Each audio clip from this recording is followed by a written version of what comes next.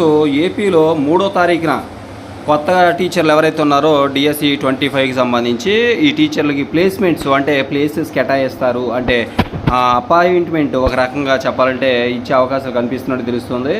ఇక్కడ గమనించండి ఒకసారి, డిఎస్సి 2025 ఉపాధ్యాయ నియామకాల్లో పోస్టులకు అర్హత సాధించిన కొత్త టీచర్లకు పాఠశాలలు కేటాయించడానికి అడుగులు పడుతున్నట్టు తెలుస్తుంది. ఇప్పటికే 755 మంది అభ్యర్థులను ఎంపిక చేశారు. అంటే ఈ జిల్లాకు సంబంధించి వారికి ఈ నెల 25న అమరావతిలో సభలో ఏర్పాటు చేసిన సీఎం చంద్రబాబు నాయుడు ముఖ్యమంత్రి నారా లోకేష్ చేతుల మీదుగా మంత్రి నారా లోకేష్ చేతుల మీదుగా నియామక పత్రాలు అందజేయడం జరిగింది. దీంతో అర్హత సాధించిన అభ్యర్థులందరికీ ప్లేస్మెంట్స్ కేటాయించాల్సి ఉంది.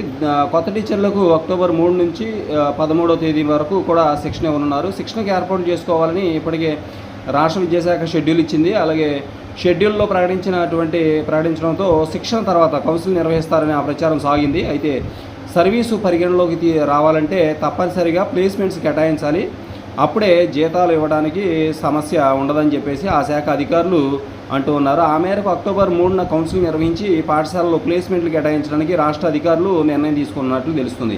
కమిషనర్ విజయరామరాజు కూడా 3న కౌన్సిలింగ్ ఉంటుందని చెప్పేసి ఖాళీల వివరాలు పంపాలని అధికారులను ఆదేశించినట్లు సమాచారం. దీంతో జిల్లాల్లో ఖాళీల వివరాలపై విద్యాశాఖ కసరత్తు చేస్తుంది. ఆదివారం సెలవు రోజు కూడా